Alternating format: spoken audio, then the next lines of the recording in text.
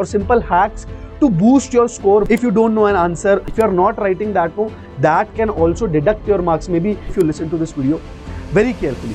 Hello everyone, how are you all? My name is Ayush and I'm here with an important video for all the CBSE students of class 12th who are going to be appearing in their board's exam tomorrow, which is going to happen tomorrow. 8th of March is the math board exam for the CBSE students.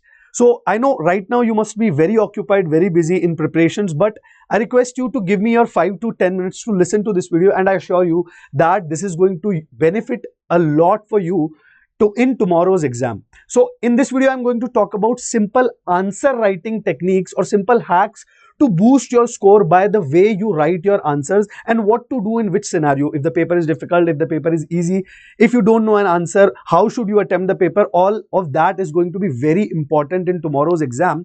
A student who's scoring somewhere around 70, 75 or 70 itself can improve its score by 90, 95 also if you listen to this video very carefully. So yes, answer writing is going to be very, very important in tomorrow's exam. How you write your answer. Many of the students who prepare for competitions don't even understand how an answer is to be written. Now, simple points, no explanation. You need to write an MCQ. Don't need to waste your time in writing explanation of MCQ. Just write the answer. Second point is write neatly. Good handwriting, I don't mean good handwriting, but don't do too much crisscross and crossing the answers then going on the next page. This messes up with the mindset of the paper checker. A paper checker wants the paper to be neat and clean. Neat and clean does not mean that you have to leave the question and my paper is completely clean. It means that you have to write very neatly in the exam. Make sure that you're writing very neatly. Whatever you're writing, whatever you're doing, it should look neat. There should not be too much of crisscross and all. Diagrams, wherever you think that a diagram can be made over here, if a question is on triangle, just make the diagram of triangle. Especially in 3 and 5 mark questions, do not forget to make the diagram. If it's a coordinate question or vector question, any type of question, you think that a simple diagram can be made over here, do make it.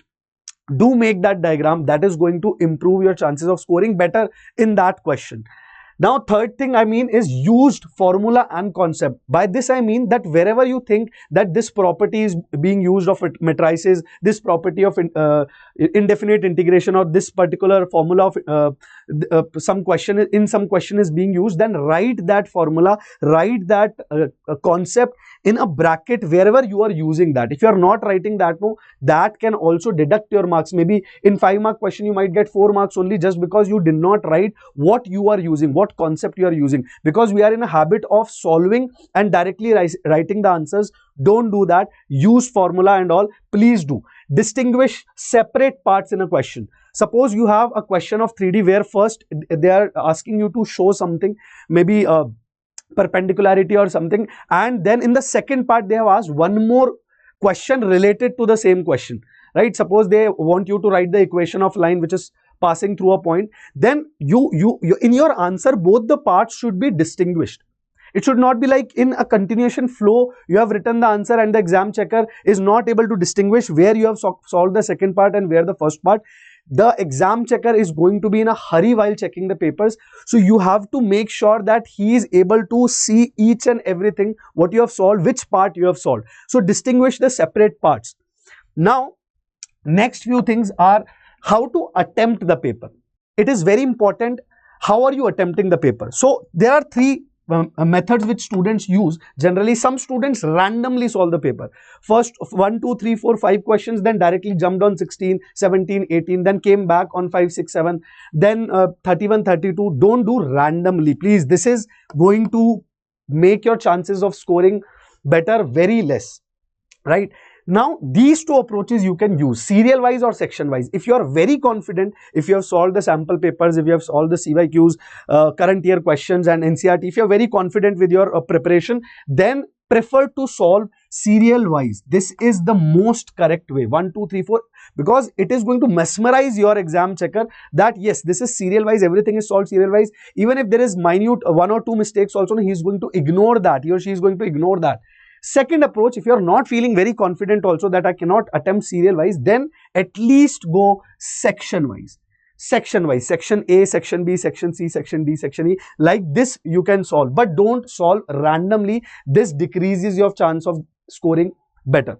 Now, when you have a choice based question or choice based question, in choice based question, the most important thing is you have to be confident. Sometimes you might know both the questions, or sometimes you'll just know one. If you just know one of the two, then attempt that. Suppose if you know both the questions, then make sure which question can you explain better and solve that only. For 5-mark question, you can take 1.5 page also. Take the space, make the questions neat, make them look very, very neat. This is going to improve your chances of scoring better. This is actually important.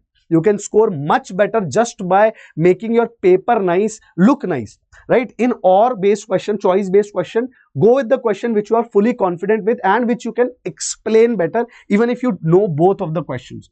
Now, what do you do? This is very important. What to do when you don't get a question? Many students will be there who might not have prepared one chapter very carefully, and they are not getting a question in the exam. So what to do? Shall you leave the complete question blank over there? Don't leave a blank anywhere. Mark my words, listen carefully. Don't leave a blank anywhere in your answer sheet. Don't leave a blank. Now, what to do, sir, if you don't know a question? So now, if it is 3-mark question or 5-mark question, or even whatever question it is, you have to explain something and you don't know how to solve that completely. You are not getting the answer. Suppose you already get to know, I'm not going to get the answer for this one, I don't know how to solve this. Then in that question, at least write whatever you know related to that question. Any formula that you know related to that question, any given thing or anything related to that question should be there in the paper, so that you can get the benefit of partial marking, because in boards partial marking is going to be there. So at least write the concept, formula, whatever you know regarding that question. Even if you can solve it a little bit, solve. So show some calculation so the exam checker can know, yeah, this guy was trying to solve but he could not solve it completely, so I have to give partial marking for this question. Don't leave any question. Mark my words, no leaving the question.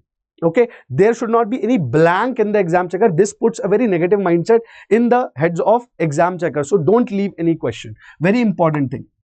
Now, get benefit of partial marking.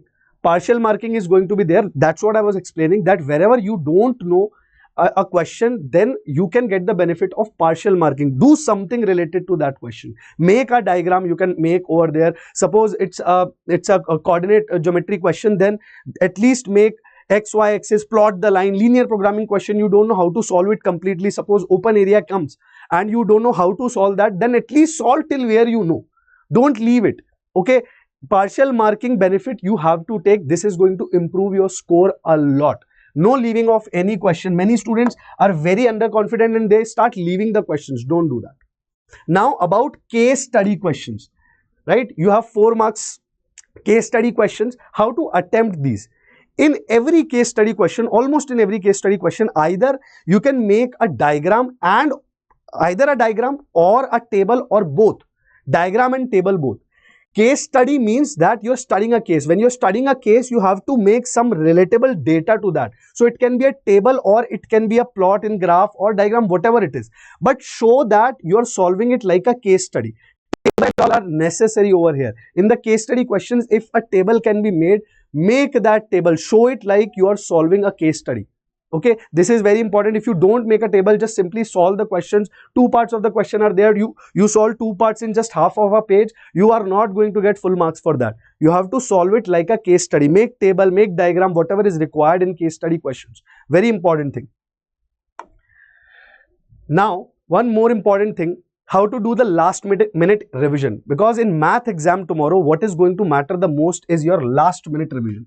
For all the chapters, whether you are prepared or not completely, last minute revision is very much required, because here you can go through all the formulas and concepts once again. So even if you are not solving a question, at least you know the concept behind it. You can try in the spare time. Before this, one more thing which you need to do, if you are very well prepared, try to finish your paper in 2 hours and 30 minutes. So that you have time to revisit, check the calculations, check where you can explain better. If any diagram is required, make a small diagram, whatever. Try to finish your paper in 2 hours 30 minutes. don't make mistakes, but try to do this at least 2 or 45 minutes. You must have 15 minutes to revisit your paper, recheck your paper, just shower some sprinkles on your paper so that they look better now, and your chances of scoring 100 is improved, 100% is improved. Last minute revision. For last minute revision, I am going to come live in the morning tomorrow, very early morning. I'm going to come live, where I'm going to do all the revision, whatever is required, all the important question, important concepts, important formulas, all the things, how to solve a particular question. I am going to tell in this last minute revision session, which is going to help on the English channel, JEE Unacademy English channel. I'm going to come with last minute revision tomorrow morning. So whenever you see the session schedule, just hit on notify me button so that we can prepare ourselves very much better for the exam tomorrow. And with this, I'm just going to wish you all the best of luck, and fully confident you have to stay. Don't be afraid, just keep preparing. Okay, keep preparing. Just remember, you are not supposed to leave anything in the exam paper tomorrow. You are going to write something or the other. This improves your chance of scoring much better. Okay, so stay confident. All the best. Subscribe the channel, like the video, and thank you.